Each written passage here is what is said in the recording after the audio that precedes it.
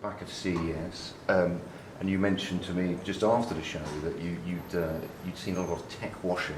Can you explain a little bit more of what you meant by tech washing? Yeah, I think as we've spoken about before, it's companies that are trying extremely hard to get a mention of AI or any specific tech into a vehicle or a product launch when there's not really that much depth to it, and there's a really heavy touch to the way that it's being handled, and I think in general what we kind of see in car design happening is that the companies are maybe not thinking about the customer enough in terms of what do they actually want to use when we're talking about an interior, and how do we do something in a more human way? How do we do something that's less evasive?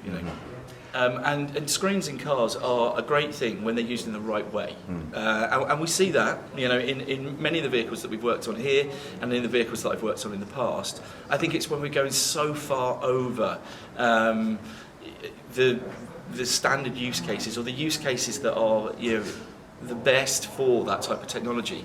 And there are things where I think we need to bring some tactility back into the experience, because that's what the customers are also asking for. It's a big part of feedback that we hear is, I want the appropriate information in the screen, but I also want physical controls.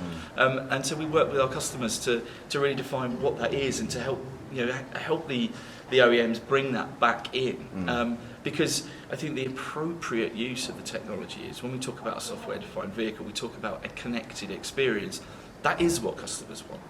People do want that connected home to car to work seamless experience, that end-to-end experience. But what we need to do is make sure that we're not throwing everything in a screen.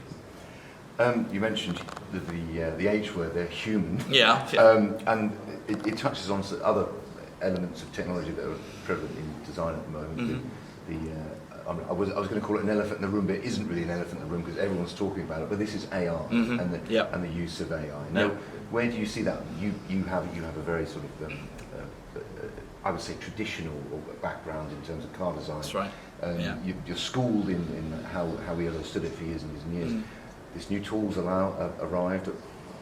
How is it going to sort of unfurl? Yeah, I think we can learn from history in this regard. And I had the opportunity last year, at the end of last year, to talk at an AI conference in Stockholm about this. And one of the things that I referenced there was my dad was a graphic designer, and that's where I developed my love for design was through the time that I spent in his studios. And in the mid-80s, he went from being a traditional user of graphic design, a traditional practitioner, into using desktop publishing. Computers came along, and that's really very similar to what we see right now with AI. And I think the key way of understanding what the opportunity is and the way we use it is it's a great tool.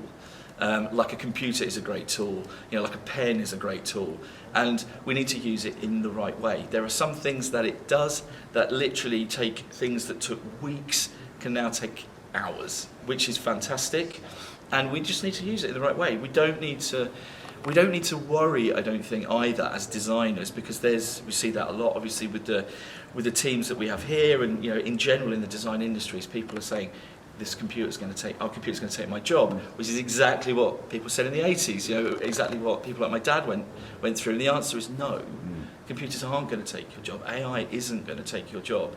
It's going to actually allow you to be more creative, because there's an ever increasing need for content, an ever increasing need for sophistication, and that is one of the things that you can use AI for as a designer. It's something that designers probably need to get ahead of, though, right, and embrace rather than playing catch up, because I suppose the democratizing element of AI is pretty much anyone can get hold of Mid-Journey or a software and use it. So I guess this is a sort of call to arms in some ways for designers to get their head around it quickly. I think that's exactly the case, yeah. And we partner here with Adobe for exactly that reason, to get ahead of the game, to allow the designers here to work with Adobe to understand the things that it can do in terms of their, in terms of the Creative Suite and the software that they provide. And it really does unlock ideas for people in terms of how can I use the tool, and it also then reduces the fear of it, because once you learn how to use it and manipulate it and what you can use it for, it really is unlocking, as I said, that creative ability. And so I think that's really key. You're right. Designers that shouldn't be scared of it and need to get ahead of the game. And I think it's also down to studios like ours to be able to educate and to teach. Well, fascinating to talk to you as always. Thanks very much. Thanks very much.